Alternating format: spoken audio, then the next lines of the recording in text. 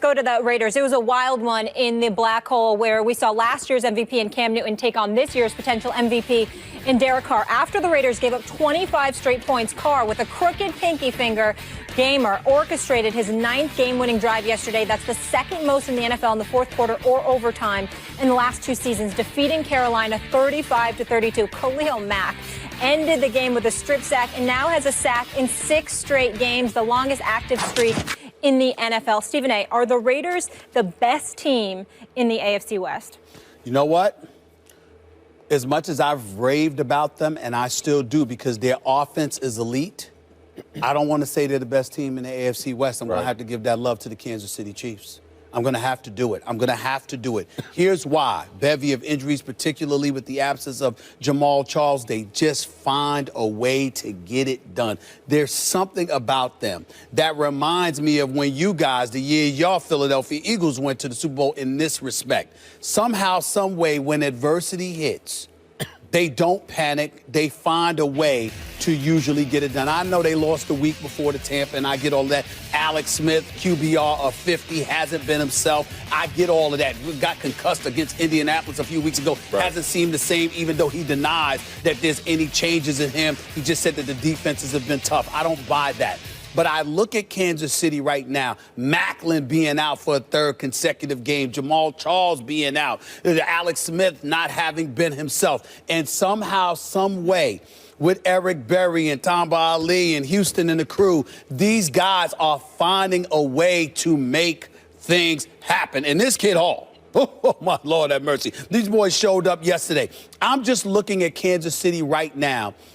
A team that smacked around the Raiders when they played them earlier this year. Right. And I'm saying Arrowhead Stadium, you know how tough it is to play there, you know, and I'm looking at where they are right now in terms of both sides of the football and special teams.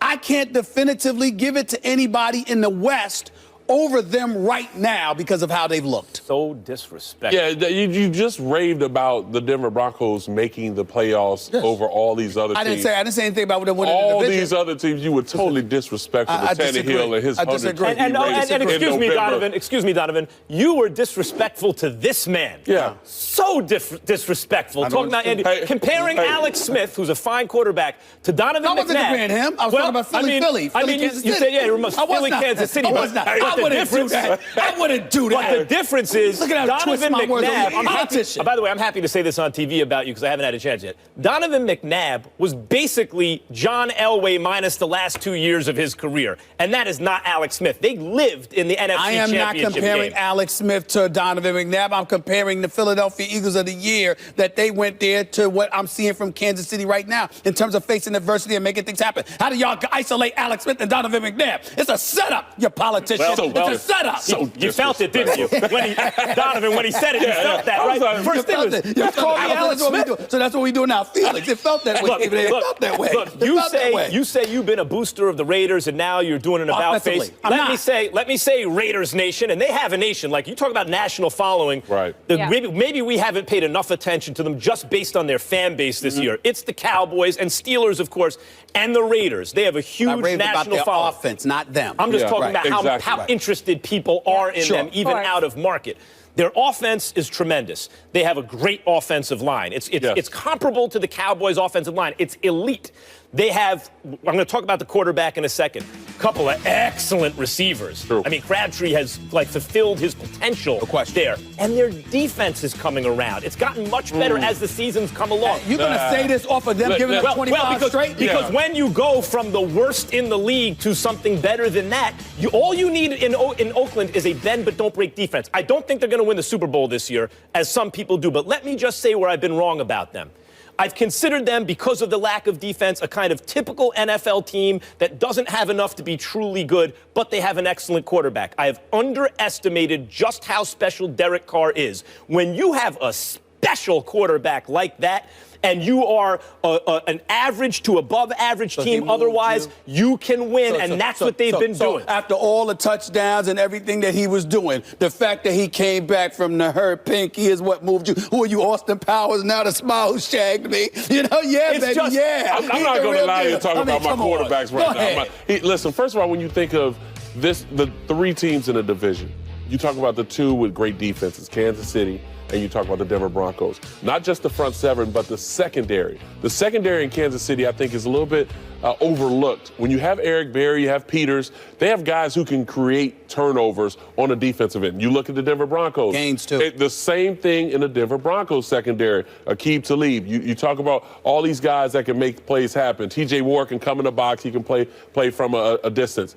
But when you look at the Oakland Raiders, that's part of their weakness is their secondary. Yeah, offensively, you might go into the playoffs and win one game, but your defense has to carry the load through. And I don't think that they're able to do that. We can talk so much about Khalil Mack. I think he's one of the best defensive players in the league, if he's not defensive player of the year. Question. But where else is going to be anybody going to create something from that opposite side? You're talking about winning a Super Bowl. I agree. No, I'm talking about winning in the playoffs. Winning in the playoffs. Are they the best team in the AFC West? Is it?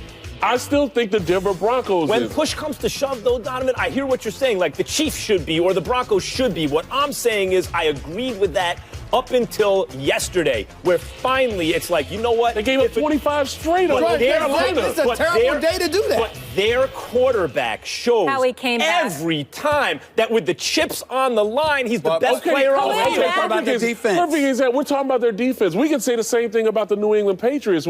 When Tom Brady was out, somebody else stepped in. But their defense still is a question. We can talk New England Patriots all the time. But when your quarterback is in there, yeah, you have the confidence that you can win the game.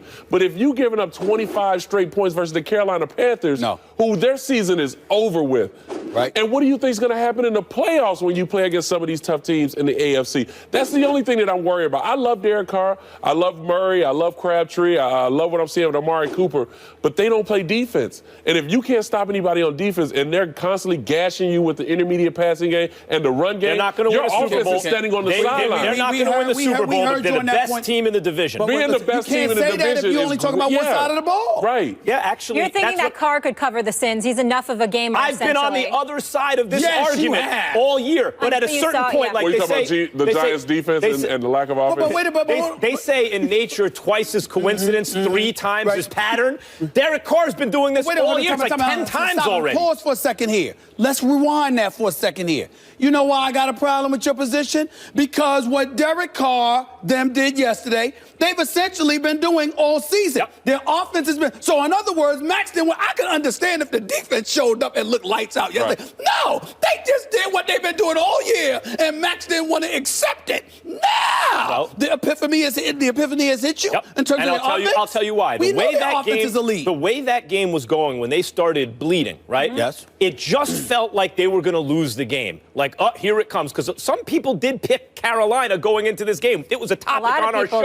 I it had the feeling of a game they could lose. And when it started happening, you thought, here it comes. The magic runs out. And what Derek Carr showed is the magic doesn't run out because it's not like a parlor trick. This is what he has. Khalil Mack called it the Mamba in him. He says the Kobe in him comes out. Your analysis ain't wrong. All I'm saying to you is that he's been doing it, and you didn't want to accept it. I may be slow, but I'm not stupid. Yeah, look at the whole picture, man. We'll accept that. Yeah. We'll accept that. All right. Way to go. We want you guys to weigh in at home. Are the Raiders the best team in the AFC? Vote on the First Take Twitter page. We'll show those results a little later in the show. Will the Broncos make the playoffs? I cannot believe I'm sitting here and saying this at this point in the season because I thought they were one of the 2 best teams in the AFC to start the season. No, I don't think they're going to make the playoffs. And it just comes down to their schedule. You got the Jags on the road. You got the Titans on the road. Then you have the Patriots, Chiefs on the road, and the Raiders. That is murderer's row of a schedule. And it's not so much that they're not as good as the other teams, even in their division, the Chiefs or the Raiders. But that schedule is brutal, and they have ground to make up in order to get it. I just don't see it. I think they make the playoffs. And we've talked about how great this conference is. I should say has been, but it's about quarterback play. I mean, when you look at Derek Carr and the emergence of this year alone, and being an MVP candidate, leading this team with a lack of defense from at least half of the season. Now they're starting to turn things around. Then you go over to Kansas City.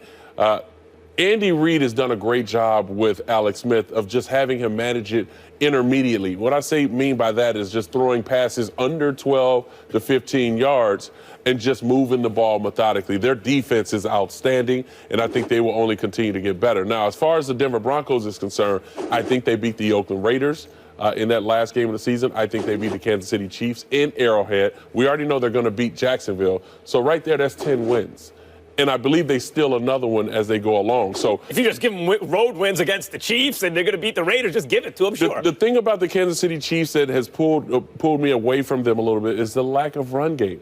With Jamal Charles being out, I'm looking for Ware to carry the load a little bit more, and he just hasn't done it as well as I thought he would. We're going to get into Kansas City a little bit later in the next segment. Let me just answer your question directly and look at this man right here, the blasphemy coming out of your mouth. I will not disrespect the reigning defending Super Bowl champions in such a fashion. I will show Akeem Talib more respect with that. I will show Chris Harris more respect than that. You know, this kid, Roby and the crew, I will show them more respect than that.